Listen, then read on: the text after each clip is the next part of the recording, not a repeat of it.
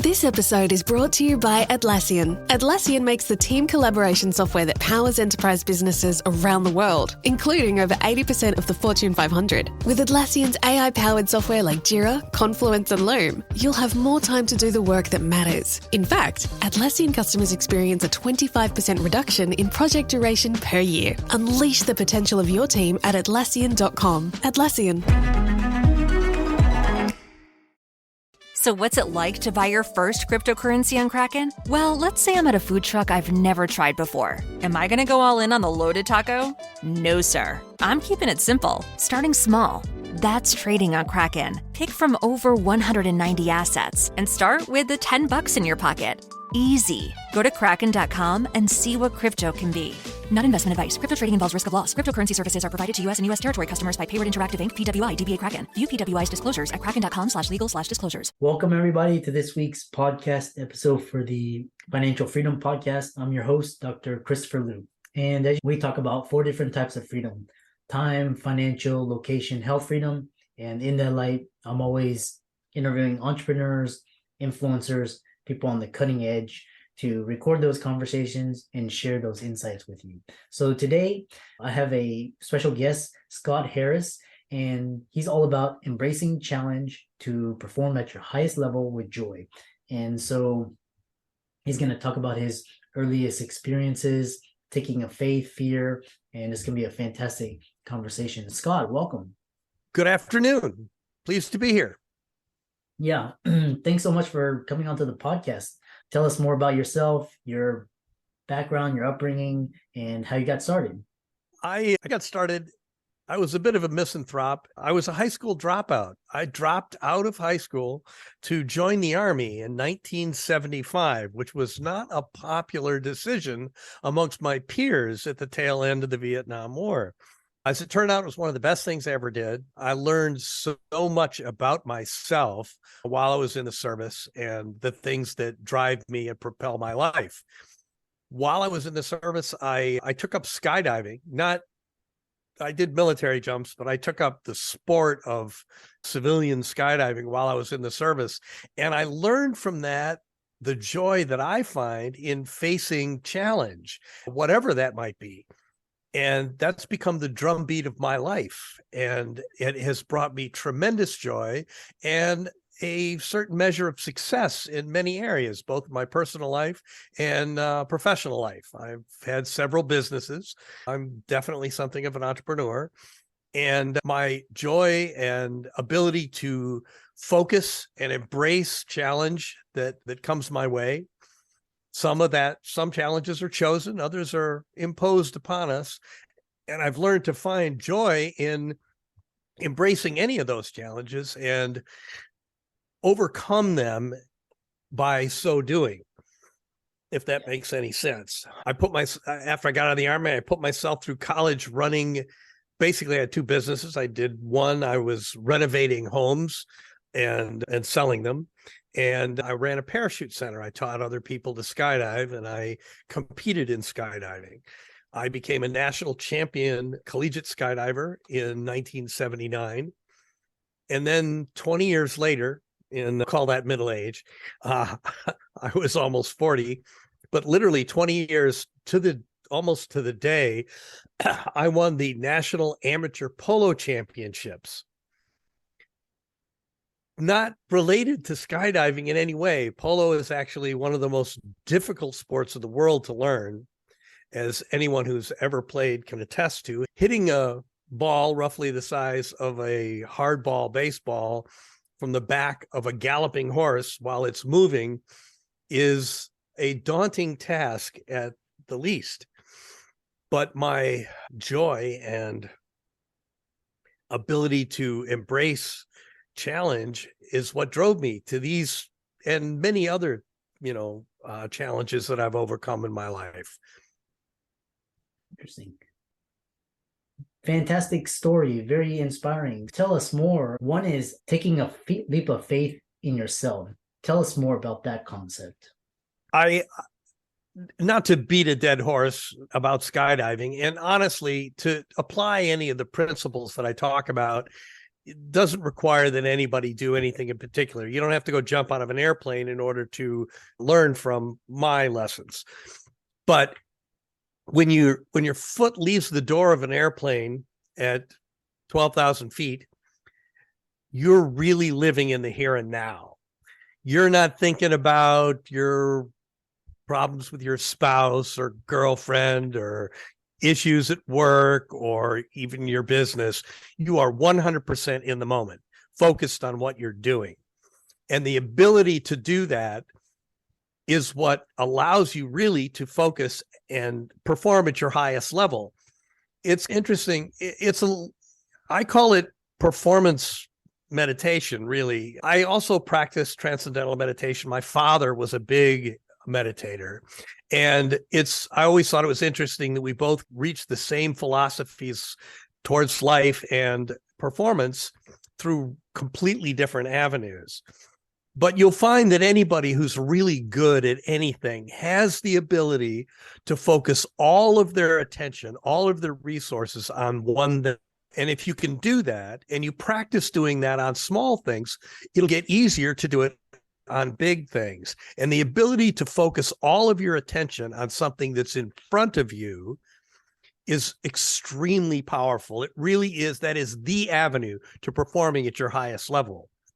Whereas if you allow yourself to be continually distracted by your own retractions, by your own what ifs, and concerning about whether or not you're going to do well enough, or this thing's, whatever challenge you're facing is going to get the best of you, or your performance may not be good enough, or whatever can go wrong. If you're focusing on that, it takes away from your ability to perform and will not give you the best outcome. But if you can learn to reach a point when facing any challenge where you deliberate about things, that would be silly not to. And you really have to analyze your situation and decide what you're going to do, or if you're going to accept a challenge. But once you reach that point where you're going to move forward, you have to draw a line in the sand. And once you cross it, you stop all the negativity, you stop second guessing yourself, and you focus on what is before you. And if you can really do that, then you will perform at your best level. You will do the best you can if you can really focus on what you're doing and you're not second guessing yourself. Mm-hmm. And obviously, sometimes that's easier said than done, but like most things that you do, if you practice, you get better at it. So if you exercise self-discipline and focus on small things, it gets easier. If you do it a lot, it gets easier and you get better at it. And then when you need to focus hard on the big things that really matter, you'll do better. You'll do better at doing that. And the road to success is paved with self-discipline and effort. And if you can learn to exercise that in all aspects of your life, will be better. It really will. Yeah. Yeah, fantastic. And then one of the things is that talking about embracing any challenge to find joy. What do you mean by that?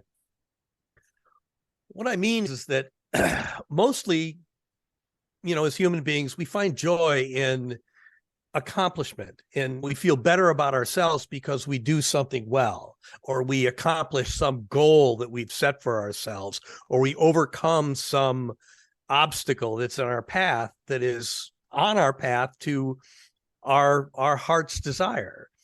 And that's where your greatest joy is found, is feeling good about yourself. And that is the path to that kind of joy, is directly through accomplishment. And so if you can focus on what you're doing and perform your very best at whatever that is, and this applies to your personal life, you can be a better person, a better husband, a better father, or a better mother. If you can be a better person and you know that you're doing better, you're going to find joy. You're going to feel good about yourself, which really is the most important thing. If you feel bad about yourself, it's very hard to do well, to do anything. Depressed people aren't setting the world on fire. People who accomplish great things generally have a pretty good attitude about themselves. Mm-hmm. Interesting. Yeah. And then what overcoming paralyzing fear to move forward? It's everybody's afraid of what can go wrong. And just if somebody goes out to jump out of an airplane for the first time, it's a terrifying experience. But if you can take a leap of faith in your own ability to do what you need to do and let go of that fear and absorb the experience, it can be life-changing.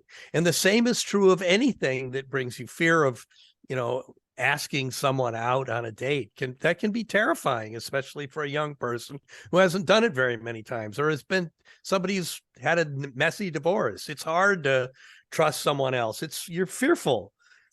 And if you could just get past it and take a leap of faith that everything's going to be okay and get past your fear, you can find tremendous joy is found on the other side of fear. And if you can get past it and not focus on the things that are terrifying, and mostly fear makes people freeze up and they can't do anything. So if you can take a leap of faith and get past what you're fearful of, you will have overcome it. What advice can you give others in order to learn to focus on any problem? You have to reach a point where you trust yourself, that you've done enough in preparation, and believe that, have faith in yourself, have faith in the universe, and just take that leap of faith and see what happens on the other side. Part of what makes many people fearful is the lack of control. And the truth is, we have very little control over most things. You have to reach a point where you just say, I'm going to do the best I can, and it's going to be what it's going to be.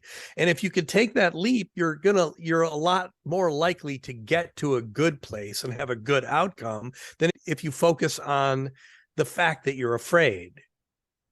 Being afraid doesn't help. You're going to be afraid of things. People who don't have any fear don't do anything.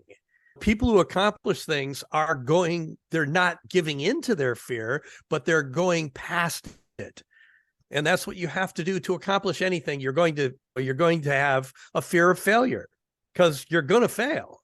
It's part of life. Failure is part of success. You won't succeed at anything without failing at anything. You're going to fall on your butt a few times, and you have to just get back up and not let it overwhelm you and get past it. Yeah, it's quite interesting because apparently you're still running two businesses and then you have a side hustle as a commercial pilot and skydiver. So Yep. it sounds like you're quite the entrepreneur. And I like being busy. I have to admit that. I'm not a lazy person. I'm the chief pilot at a parachute center here near Portland, where I live. And I run a consulting firm, a construction consulting firm. And I'm a writer. I've written 2 books this year. I like being busy. I like doing different things. I teach some classes on different subjects, and I do this. Yeah. Interesting conversation. How can people follow you, contact you? I know you're on YouTube, Twitter, and I have a website. It's scottkharris.com. And my book and this podcast will be advertised there, and other things that I'm doing will be on there, and the things that I'm writing and anything that's going on currently will be on that website. My book is also available on Amazon Books, and it's on as an audio book. It's on Audible, and the audio book is actually a pretty neat product because I personally like books that are read by the authors, and mine is no exception to that, because I can emphasize the things that I think are important, and that's why I wrote them. And someone else doesn't always interpret things the same way. So when you have a third party reading a book, it's fine for fiction, but it becomes less interesting in nonfiction. So I think that my audiobook is actually a great product, and it's a neat way to listen to things that are inspiring and affect your life, and you can listen while you're driving and stuff like that. It's the modern way, isn't it? Yeah. Yeah, thanks so much for all the audience out there listening. Scott's resources will be in the links and show notes. Thanks so much. Be sure to follow him on social media. And thanks so much for coming onto the podcast. Thanks, Doc. Thanks for having me.